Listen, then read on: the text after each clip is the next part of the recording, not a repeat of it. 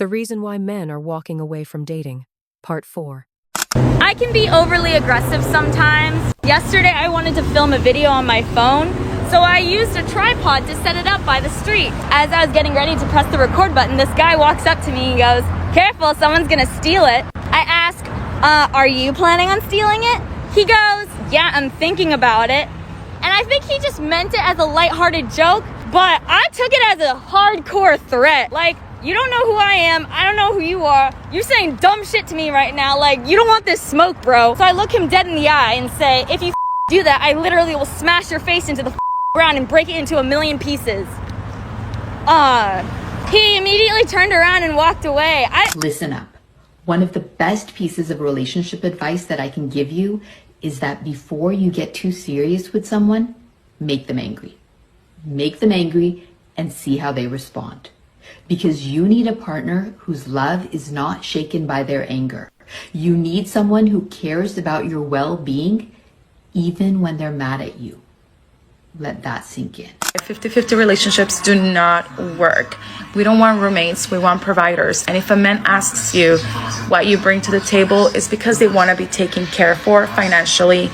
And girls, watch out for those broke men, because we don't want those in our life. You talking to a guy, everything be cool and all. But then he start asking you, okay, well, when are you gonna give it up? When we gonna, Legitimate question. And me, I'm gonna look at you and I'm gonna say, I'm gonna give it up the day you put a ring on my finger and we have a wedding. And then he gets to, I don't know about all that. Oh, all of a sudden you don't know, huh? So I'm good enough for you to do this and that and take me here and there and be all wild in the bedroom, but I ain't good enough for the wedding, huh? That's something that's actually incredibly misogynistic, but everyone just ignores it and pretends it's fine. Marriage. I'll explain. The idea that on a hen night you go out with your girlies to celebrate, but on a bachelor's night you go out with strippers, traditionally because it's your last night single. Being walked down the aisle and given away by your father, taking your man's surname so that you're now his property.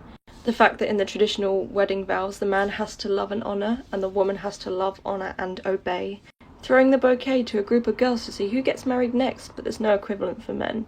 The whole traditional history of a dowry is that the bride's family were paying to get rid of her. The white dress signifying virginity. And there are smaller details that you might not even think about, like the woman has to walk towards the man on the aisle, and the man stands on the right, i.e. the right-hand side of God. Also, when men ask for the father's blessing to propose, very dirty trick to figure out whether somebody likes you, and I mean, you should know about it, maybe you shouldn't use it because it's also known as the cry test. If they are in fact into you and you start crying, they will do anything at all to stop those tears running down your face because they will feel sympathy. However, if they resist and feel annoyed, they hate you.